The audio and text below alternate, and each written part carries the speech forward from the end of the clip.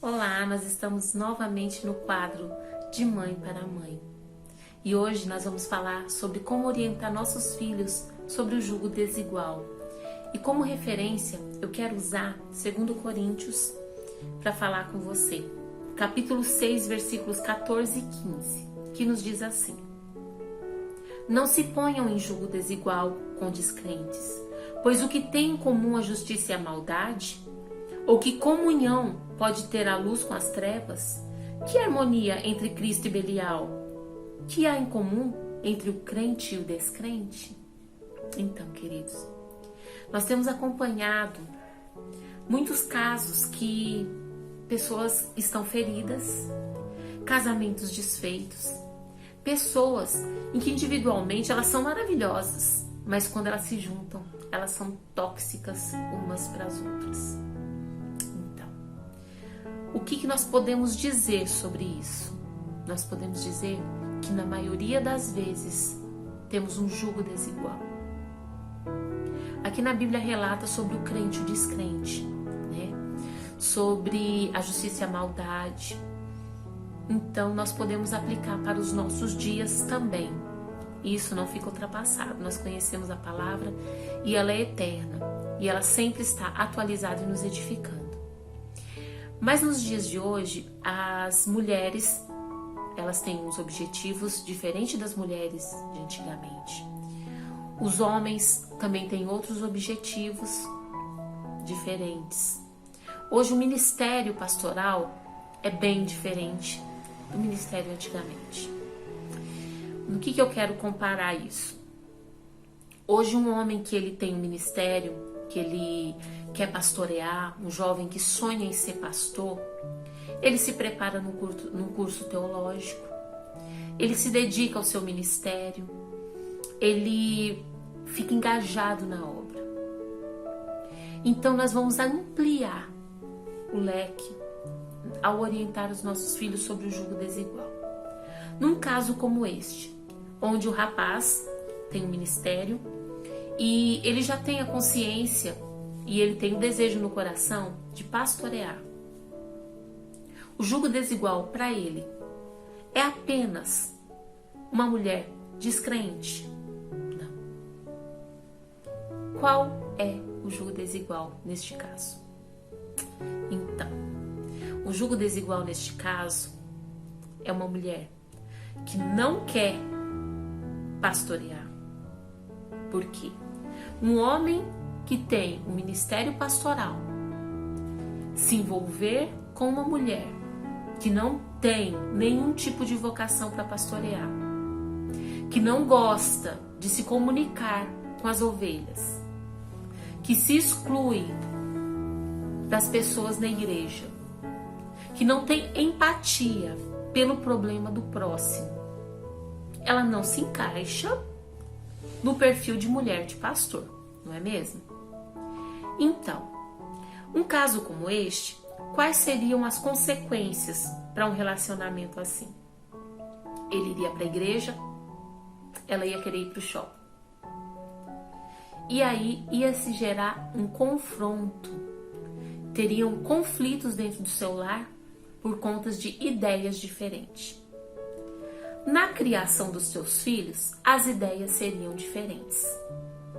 Enquanto ele ia estimular seus filhos a ter um ministério, ela ia colocar para os filhos que ter um ministério é algo pesado, é algo desagradável e é algo que não se deve fazer. E nisso gerariam mais conflitos. Teriam frutos ali de crianças confusas. Quem está certo? O meu pai ou a minha mãe? Qual seria, então, missionária Lília, a pessoa ideal para um homem com ministério? A pessoa ideal seria aquela pessoa solidária, amiga, aquela pessoa que tem prazer em ouvir e aconselhar, aquela pessoa que se incomoda com o sofrimento alheio, aquela pessoa que valoriza o ministério pastoral e é uma intercessora assídua dos pastores da sua igreja. Uma pessoa como esta, casar com um homem que tem ministério pastoral, ela vai ombrear com ele nesta igreja, que ele toma posse, ou no ministério de evangelismo, ou em qualquer outro tipo de ministério, ela vai estar lado a lado. Quando seu marido precisar atender uma mulher para aconselhar, ela vai estar ali de parceira. Ela não vai estar levando os assuntos internos do gabinete pastoral para as demais amigas, porque ela vai ter uma responsabilidade pastoral. Olha o perigo, uma moça que não tem interesse em pastorear.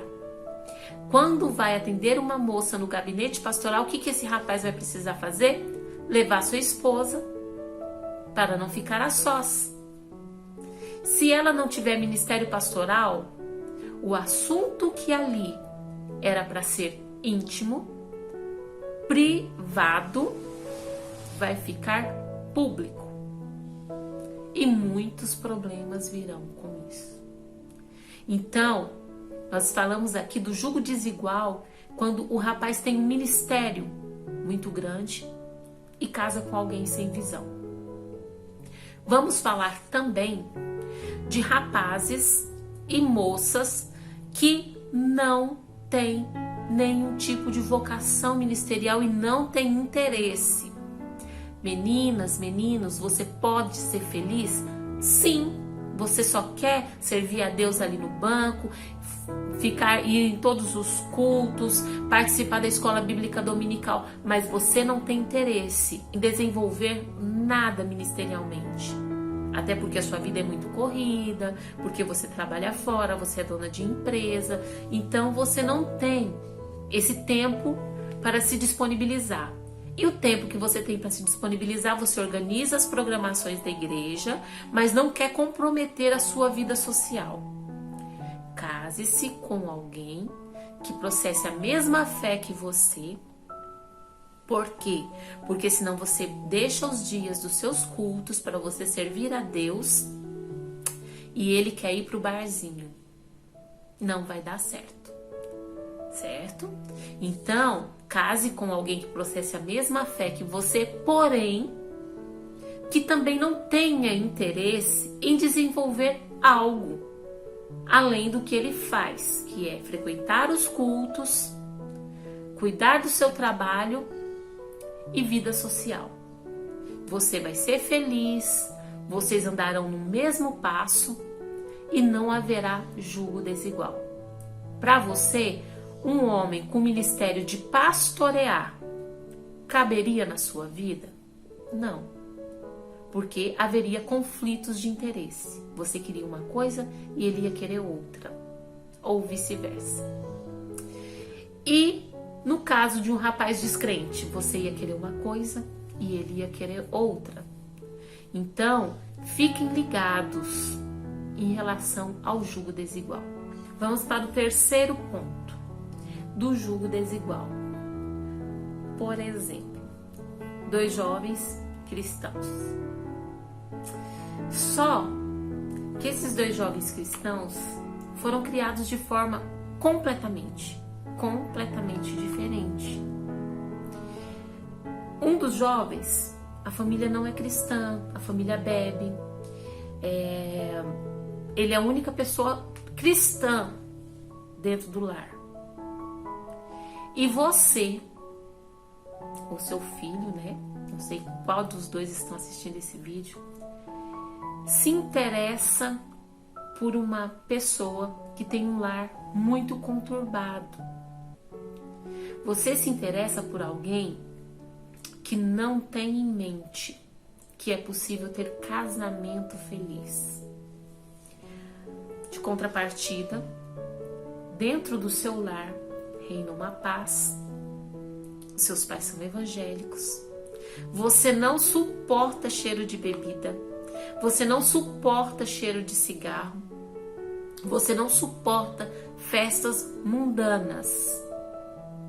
Mas eu acho ela linda. Mas eu acho ele lindo. Então, Sabe aquela família? É a única família que ela tem.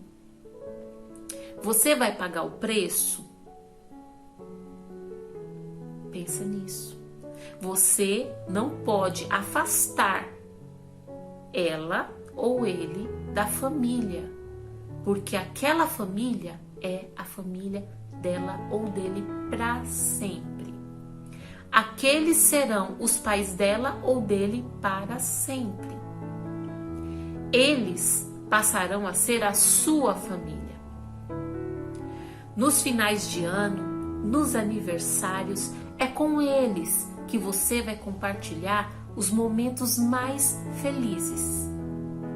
Você está disposto a pagar um preço de evangelizar, de orar, de esperar sem julgar, esperar sem separar ele ou ela da família? Você está disposto a amar a família dela com bebida, com cigarro, com festas e com antipatia pela igreja? Pense nisso antes de dar o próximo passo. Por quê? Porque esta família, aquele pai e aquela mãe, serão os avós dos teus filhos. São esses avós que você quer compartilhar a criação dos teus filhos? Nisso a gente pensa enquanto a gente está apenas querendo namorar. Enquanto a gente ainda não chegou no altar, não colocou uma aliança no dedo. Preste atenção. Não é julgo desigual, porque eu sou cristã, ela ou ele é cristão, só a família dele que não é, ou a família dela. Ok, mas preste atenção se você está disposto ou disposta a pagar este preço, sem acusar, sem denegrir a imagem da família dela ou dele, respeitar e aceitá-los e colocá-los nos seus joelhos para intercessão. Então preste muita atenção até dar o próximo passo. Vou deixar para vocês esses 3 modelos de julgo desigual. Analisem, compartilhem com os teus filhos. Se existe essa dúvida, se você percebe que em algum momento seu filho está caminhando na direção errada, se você acha ou tem dúvida se está caminhando na direção certa, presta muita atenção, analisa. E se você for compartilhar isso com seu filho, converse com ele. Não discuta, não acuse, não manche a imagem da família ou a imagem da moça ou do rapaz. Só conscientize ele, abra bem os olhos para que eles analisem e tomem suas próprias decisões. Até porque o livre-arbítrio está aí para isso. As escolhas são suas. Tá bom? Fiquem com Deus. Até o próximo programa de Mãe para Mãe, no Palavras que Curam. E nós estaremos falando sobre o livre-arbítrio para o relacionamento. Tá bom? Vamos orientar como falar com os teus filhos sobre o assunto.